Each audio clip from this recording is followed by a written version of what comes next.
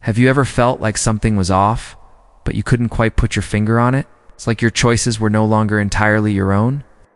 As if there was an invisible hand gently steering you, guiding your steps, shaping your reactions, pulling strings in absolute silence? You believed you were being kind. You believed you were showing empathy. But somewhere deep within, something didn't sit right. You couldn't explain why. Maybe you offered help that you didn't truly want to give. Perhaps you found yourself nodding in agreement during a conversation where you knew, without a doubt, that you were right.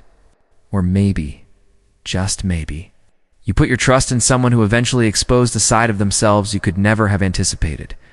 This isn't just bad luck. This isn't a coincidence. This is design. Whether you realize it or not, you are being manipulated, not by distant forces or faceless systems alone, but by the very people you interact with. Your closest connections, the media you casually scroll through, those who have mastered the silent art of influence, those who understand the subtle mechanics of human psychology and how to pull its hidden levers. And the most disturbing part, you still believe you're in control, believe the decisions you make are entirely your own. But what if they aren't? What if you've been steered all along? Centuries ago, Niccolo Machiavelli saw it with startling clarity. Power does not always wear a crown. Often it appears in the most disarming forma. Smile. It doesn't always come with a sword or an army. Its most lethal weapon. Emotional leverage. This video isn't here to reassure you. It's not here to comfort you. It's here to expose, to equip you with the very lens Machiavelli himself used to peel back the illusions of human nature. Lens so precise it slices through. Appearances like a scalpel, revealing the raw machinery underneath. Because those who fail to understand manipulation are doomed to be shaped by it, and those who deny their own vulnerabilities will inevitably fall under the control of those who don't. You don't need an evil mastermind to be controlled. Just need to be unaware. But today that stops. From this moment forward, you step into a new way of seeing, of standing apart from the pull. Welcome to the art of seeing clearly, of thinking independently, of living untouchable. If that's what you're ready for, then let's take the first step together.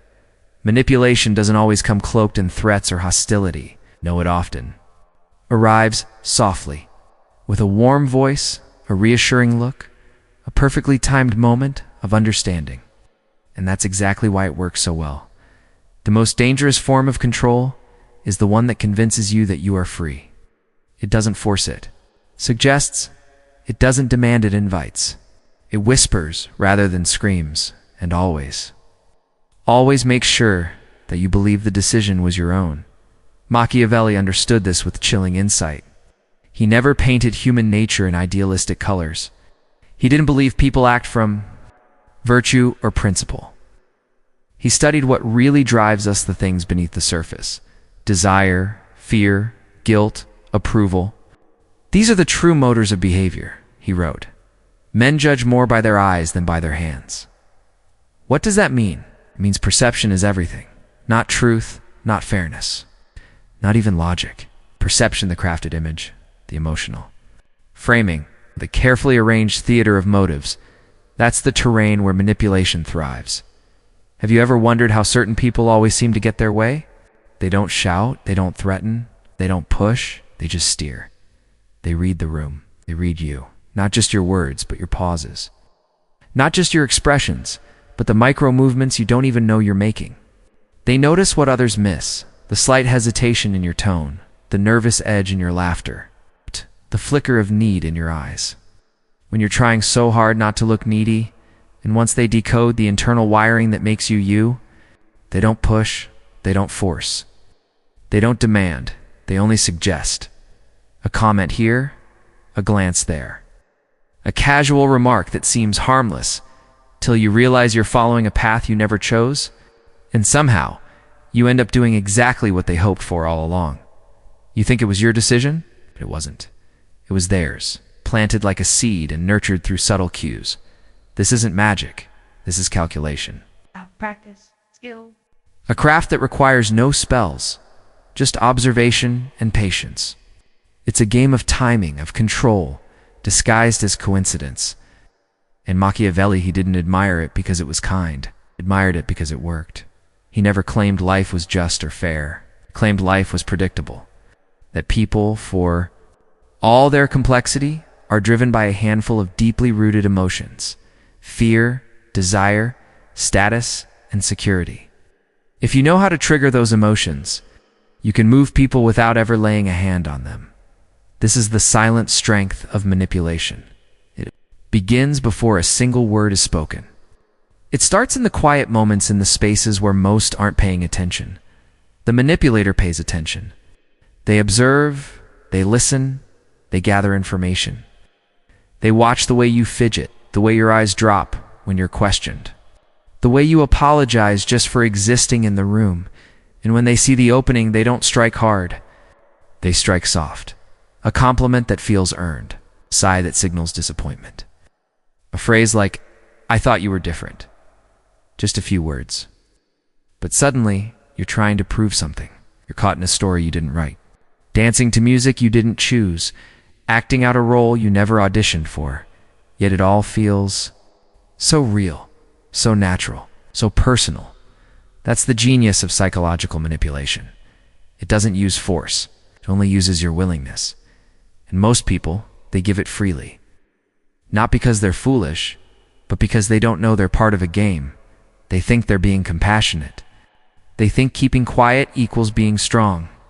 They confuse self-sacrifice with self-respect. But Machiavelli would shake his head and say, that's not peace, that's surrender. And surrender, once it begins emotionally, becomes habitual. It grows. It seeps into the way you speak, the way you think, the way you justify the harm you receive. You stop asking why someone hurt you and start asking what you did wrong. Because the most effective manipulators don't control your actions directly. They control your perception. They reshape the way you interpret events, the way you view yourself. They plant doubts in your mind until you're no longer sure if you're too sensitive, too dramatic, too selfish, or simply too much. And in that fog of second-guessing, they move freely, quietly, efficiently. Now understand this truth.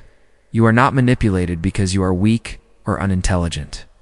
You are manipulated because you are human.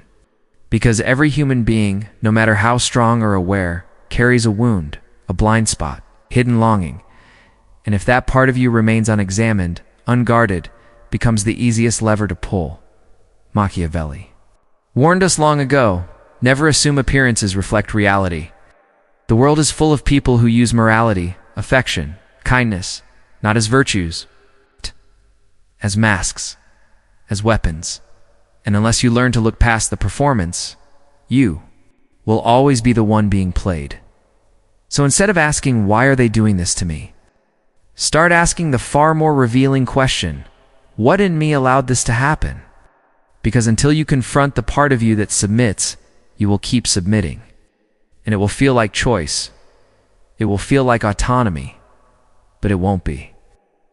Will be compliance disguised as free will.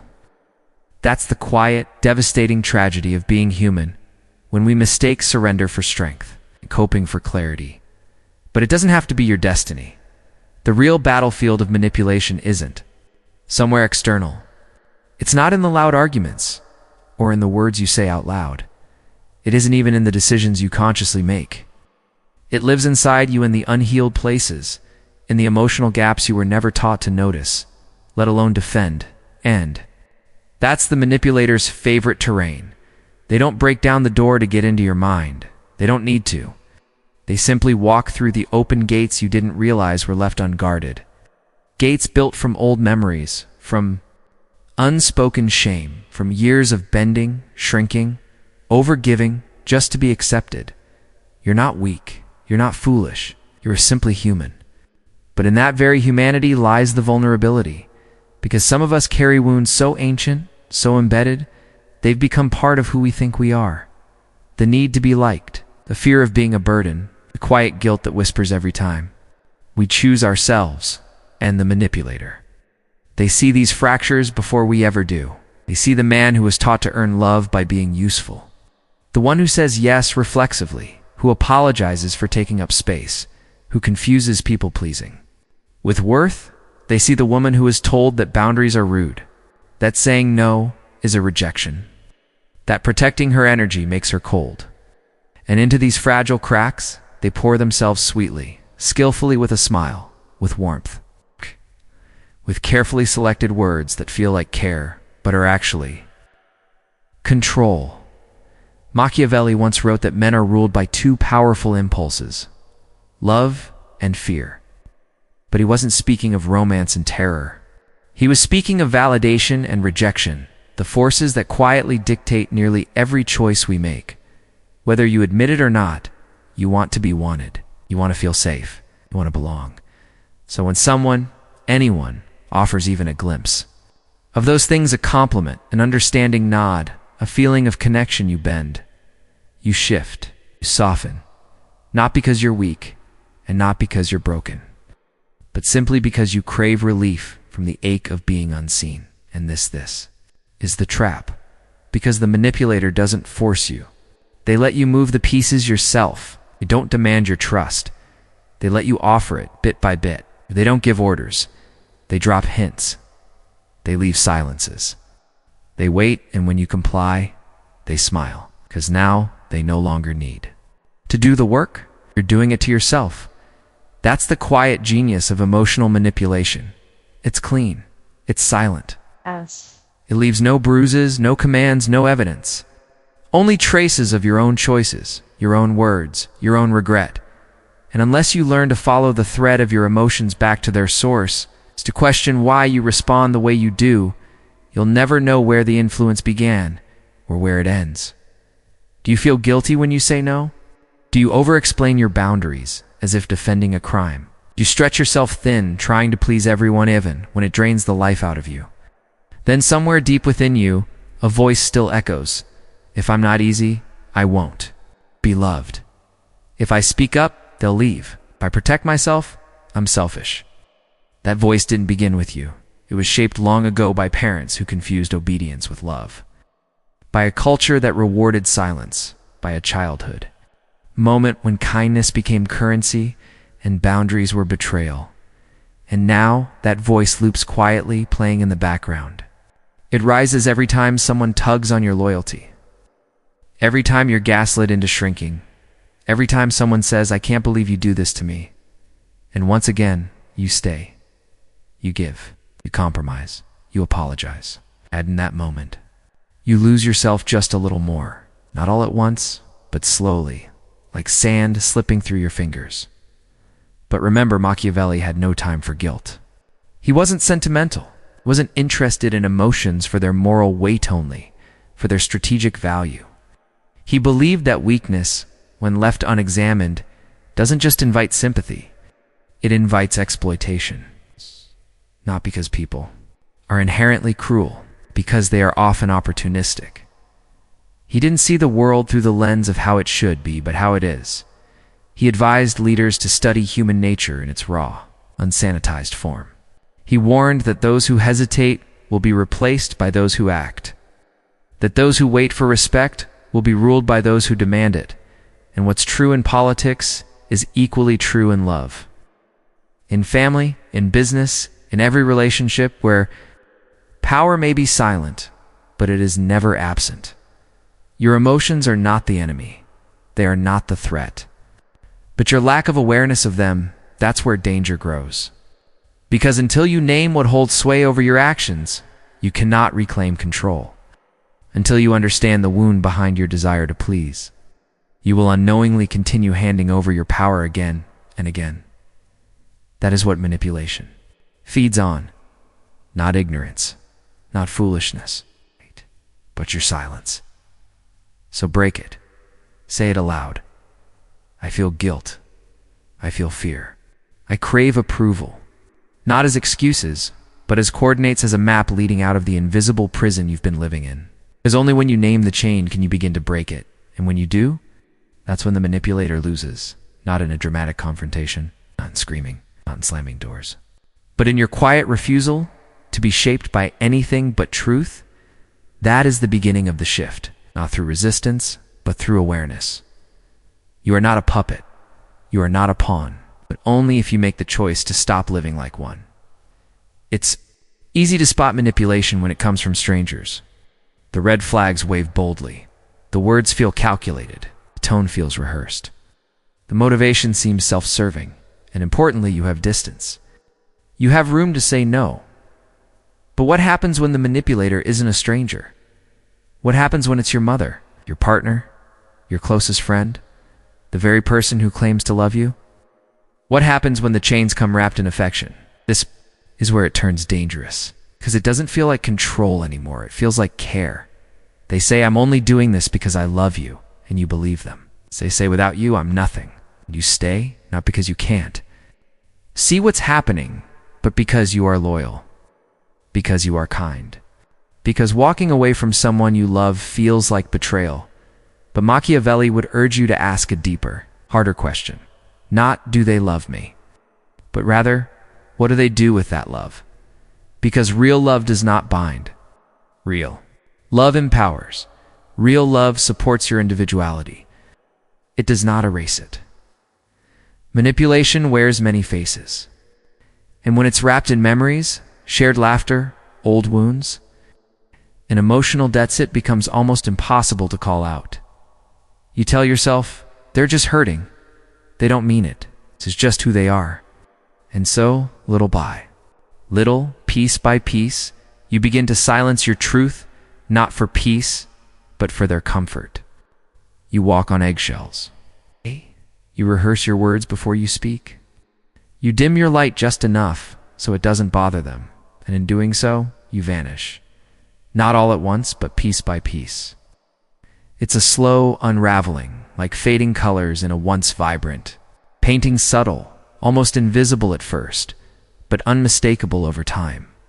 This is the most sophisticated kind of manipulation, the kind that turns your greatest virtues into your deepest prison. Your empathy, which once felt like a gift, becomes your leash. Your loyalty, once a source of pride, transforms into a cage. In your silence, the quiet moments you choose not to speak up becomes their source of power. At work, it sounds almost reasonable. Who else would give you this opportunity? They say, as if gratitude should replace your doubts or discomfort. In family, the message echoes with heavier weight. You owe us everything, after all we've done for you. And in love, it whispers softly but firmly. If you leave, no one will ever love you like I do. Maybe in some twisted way, they are right. Not because they are good, but because they are effective. Machiavelli valued effectiveness over virtue. He understood that some people don't need to wield power with an iron fist. Instead, they rule. With implication a sigh, a lingering silence after your no. The tears that fall when you try to assert yourself. And here lies the real question. Not whether they are aware of their control, but why you keep ending. This is the silent wound no one talks about. The heartbreaking truth that love isn't always clean or pure, that some people express love through control, that some feel secure only when you are diminished, that some only feel powerful when you carry guilt. But here's what you need to hear. Proximity does not equal truth. Time invested does not equal trust. And just because someone says they love you, doesn't mean they truly know how to love you well. Sometimes, the bravest act you can take is to walk away from someone who believes they own you. Not with anger or cruelty, but with clarity and calm resolve. You say, this is where I end, and you begin. You reclaim your right to feel, to choose, to become on your own terms. And when the tears come, when the accusations flood in, you stay still, grounded because the manipulator thrives on your reaction. They wait for your guilt, they feed on your need to explain, to soften, to retract your boundaries. But this time, you don't. You let them sit with the emptiness their control created. And you walk away from the role they wrote for you step by step, piece by piece. It's not easy. It hurts. You will question yourself. You will grieve what feels lost. But what you gain is far greater.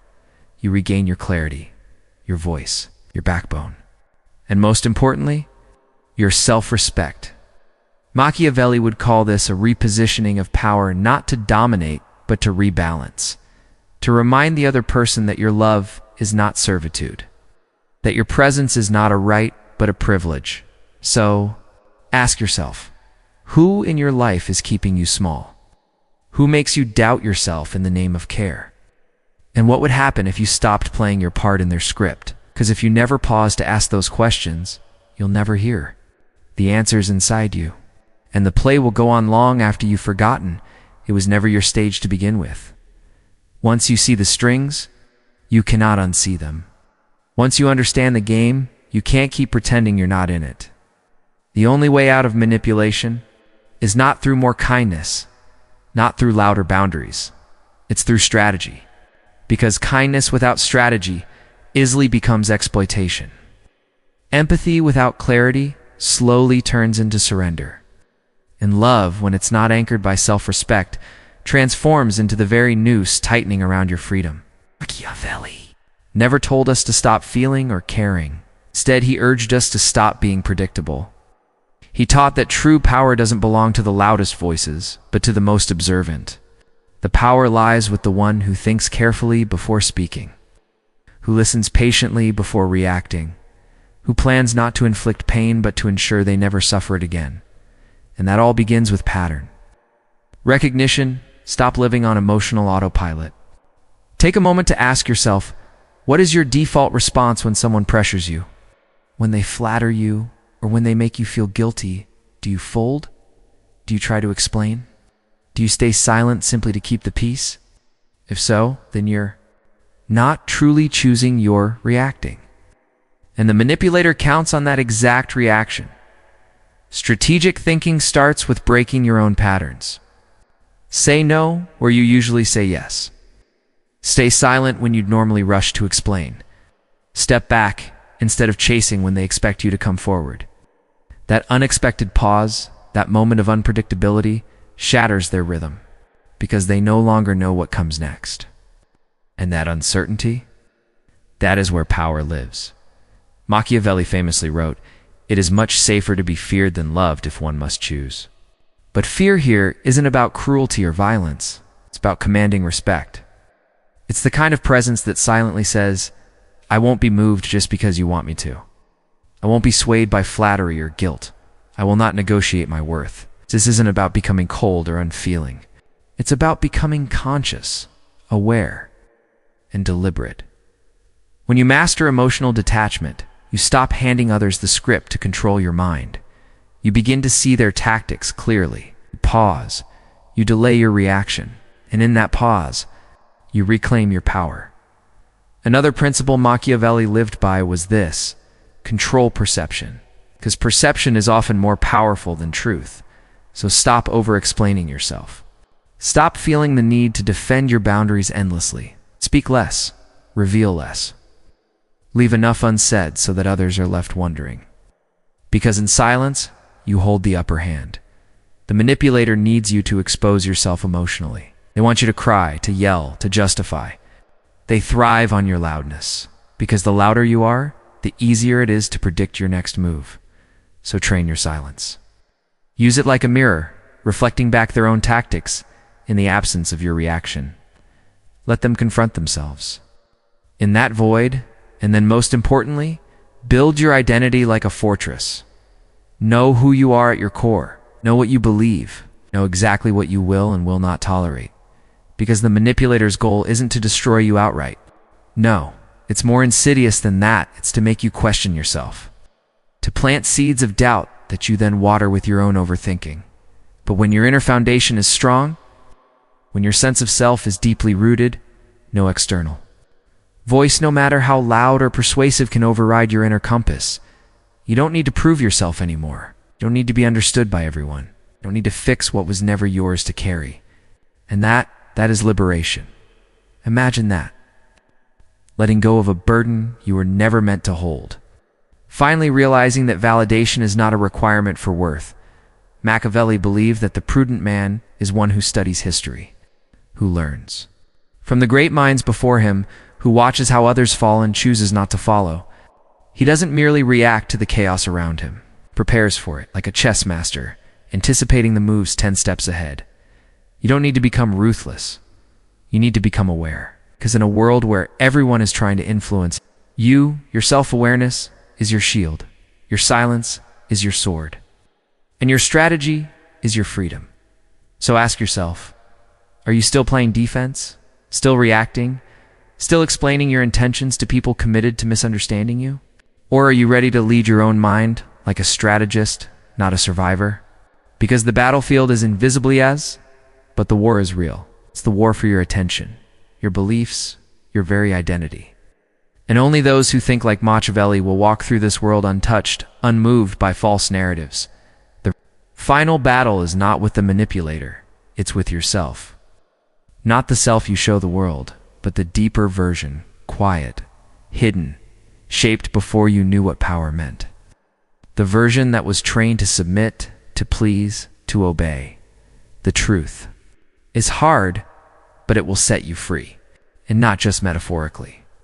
Because the real manipulator isn't always a person. Sometimes it's a voice you internalized years ago, a belief you never questioned, story passed down like an heirloom about who you must be and what you must sacrifice in order to be loved. Maybe it was a parent who made affection conditional. Maybe it was a teacher who praised your silence more than your spirit. Maybe it was society, whispering again and again, don't rock the boat. Don't make people uncomfortable. Don't say no. And now here you are, an adult, still asking for permission, still explaining your value, still living like someone else holds the key to your worth. Machiavelli saw this with chilling clarity. He knew that the most effective form of control doesn't require chains or bars. It comes from shaping beliefs, from influencing perception so deeply that a man begins to think the cage around him is home. And that's the final lie you must burn, because you were never meant to be small. You were never born to be agreeable. You were not made to be a background character in someone else's story. The moment you stop mistaking your conditioning for character, you begin. The moment you realize that obedience is not virtue, but fear disguised, you begin. And the moment you decide that no one, not even your past, gets to define you anymore, you win. But this battle is not loud. It's not a fight with fists. A quiet, relentless decision to take your mind back. To stop giving away your peace in exchange for approval. To stop bending your boundaries so others can feel taller. To stop calling your silence strength when it's really fear and a mask is. A turning point. Because true power isn't rooted in control. It's grounded in clarity. When you know, without hesitation, what you stand for, you become immovable. No wind of opinion can shake you. When you recognize who you truly are, you stop seeking validation from others just to exist. The moment you reach that place, quiet but unshakable, something shifts. People sense it. They stop speaking over you, stop projecting guilt onto you. They no longer try to reroute your choices or dilute your worth. It's not because you've raised your voice or sharpened your edges. It's because your presence now speaks for itself. Undeniable, unwavering. Machiavelli never asked you to become cruel. That was never the point. He asked you to become sovereign, to take back your mind, to stop allowing emotions to be turned into weapons against you, to stop offering up your self-respect in exchange for temporary peace. Stop standing in the shadow of others' opinions, hoping they'll notice your value before you do. This is the final war, and it's not fought with noise, but with silence. Every time you say no, without flinching or guilt. Every time you walk away, without explaining your reasons. Every time you allow someone to misunderstand you and still refuse to shrink to fit their expectations, that is real power. That is self-command. That is liberation. Not something handed to you, but something claimed by you, for you. So ask yourself honestly, what corner of your mind is still under someone else's control? Whose voice are you still carrying into your choices?